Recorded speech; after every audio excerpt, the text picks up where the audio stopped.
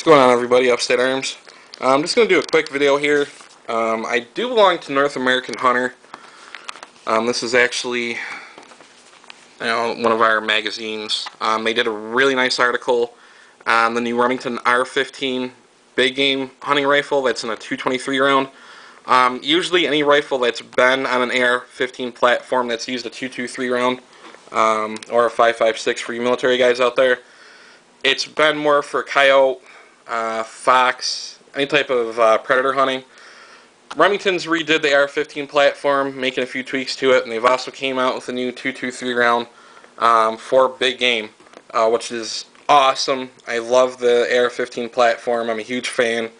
Most people have their little quirks about the AR-15. They prefer the AK-47. Not a big deal.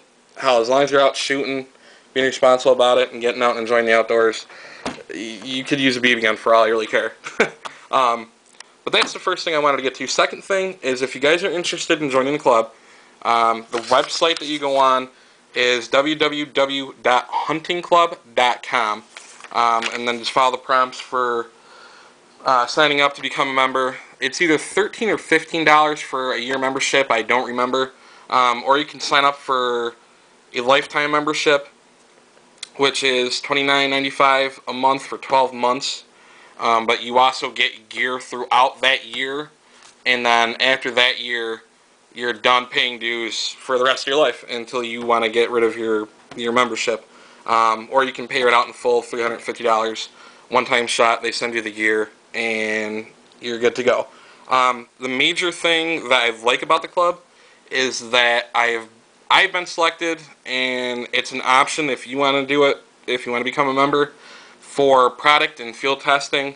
There's numerous amount of firearm companies, outfitting companies that come out with new gear, new technology, new scent blocks, new camo, new ammunition, new optics, and I guess it's cheaper for them to participate with our club and give our members a chance to field test the equipment first, give the company the feedback on the product, anything that they can change, what shooters and what hunters wouldn't change, which is a really, really cool option, I think, for an organization this big, since it is all of North America. Also, if you're a lifetime member, you get a decal for your vehicle. I already have one, but I don't have a life membership one on there yet. I just got this, but I don't think I'm going to put this one on my truck. I'm just going to hold on to it. And also, they send you a patch that you can put on your jacket, a sweatshirt, anything that you want to put a patch on. It's a really, really nice patch. The backing is suede. It's all stitched. I mean, it's not a cheap patch.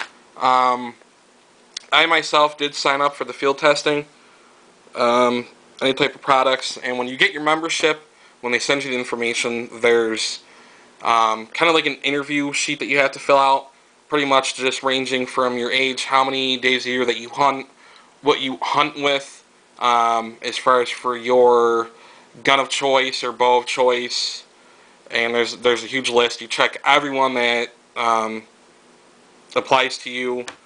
Also, your shirt size, your boot size, your pant size, how many adults are in your house, if they hunt, how many children are in your house, if they hunt, your gender, whether you're male or female, and they just use this to put out to the participating companies, so they can get an idea of who they find would be best for testing their products.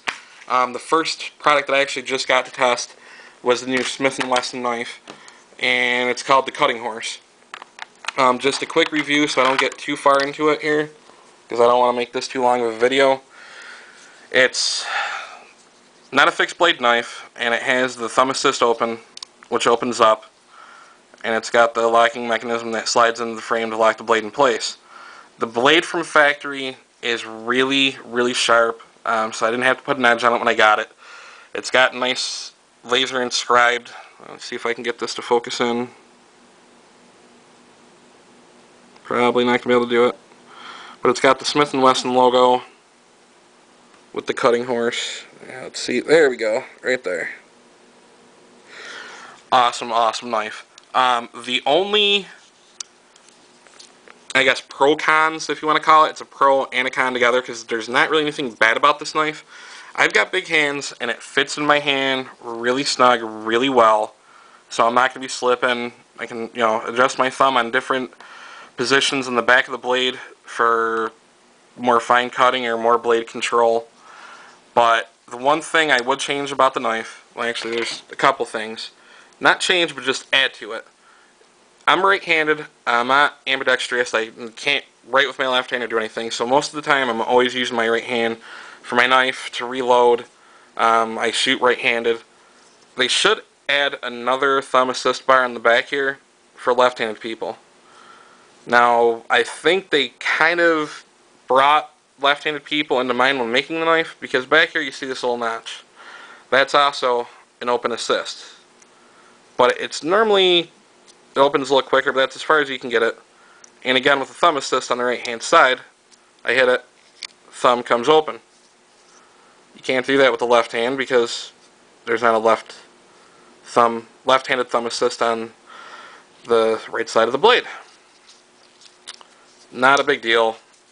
Doesn't really, that has no impact on the way the knife forms or the function. Another thing is this belt clip. It is really, it's good, it's sturdy, and it's, there's no space between the frame of the knife or the clip. But one thing I've noticed is if it gets bumped or if it gets hit, it'll start, shimmying side to side, and it'll push up and it falls out.